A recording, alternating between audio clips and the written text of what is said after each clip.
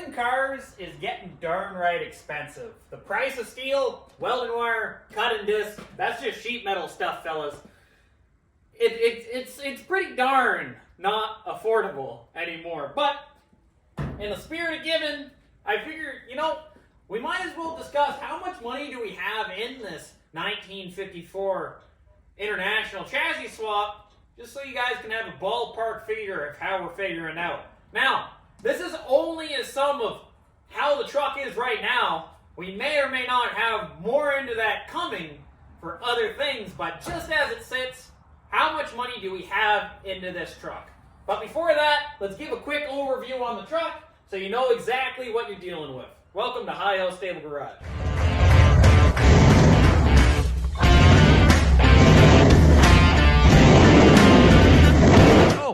1954 International pickup. It's on an 03 F-150 5.4 four-wheel drive chassis. You got all that? All right, let's go back to front on this guy. Figure it out that way. We changed the wheels. We widened and rebuilt the fenders. Long bed to short bed conversion on the bed itself. Made a new bed basically completely out of the old bed. We blow this guy all apart. New cross braces, all of that stuff. Brand new bed floor. Hard to see right now, but we built our own frame from here back. The original F-151 was rotten and it was too long, but we built it out of 4x2, 1/8 inch wall, all the way to the back. Couple cross rails, all that stuff. Made our own spring purchase. All that good stuff. Coming over to the cab, made our own floor completely with new drip rails, both sides. Doors, we did one door, repaired one door, the other one still needs to be done. Front, we had to completely rebuild this front. It was all over the place. We actually only had the grill at the very beginning and the hood. The rest is complete sheet metal fab, custom work. It also, has a Peterbilt tilt front end on it. You can move the whole thing. We designed that. It's still not completely done, but it works for what exactly it is for right now. As you can see, the exoskeleton all on the inside. All that work, and there's our 5.4 Triton with our four-wheel drive still there. It's an automatic, by the way, but it's lowered, recessed, all that good stuff. That's kind of where this truck is right now. So let's talk about price. All right, I got my list, and I checked it twice. Now, bear in mind, this is prices when I purchased the steel. We had a huge inflation rate, and this is when steel went up in Canada when, it went down everywhere else. We still bit the bullet on that. Plus, this doesn't include any deductions of me selling anything. It's basically just if you're going to go buy some stuff. Plus, some of the steel is scrap secondhand that I would buy basically in bulk on Kijiji or Facebook Marketplace. So bear that in mind, but this is my price of what I have into this truck right now. So I'm going to show you guys around on each item, and we'll keep on going. First thing, we have $200 worth of thin cutting discs in this for a 4.5 to 5 inch angle grinder. I paid $20 a rim for each one of these 4 tires, $80. The tires themselves, I found on the side of the road for free. No money. We have 3 sheets of 16 gauge. One's already on the truck. Those 2 are very soon going to be used.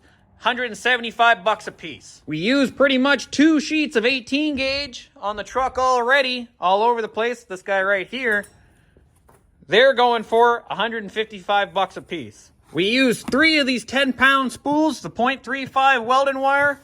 Those guys right now, they're going for $88 a piece. I don't have any of the little spools left, but the little tiny spools, the 2-pound spools, those guys, $15 a piece. We used 8 of those. Now my frame rails, right here, both sides, front to back, we use basically $400 worth of 4x2 1/8.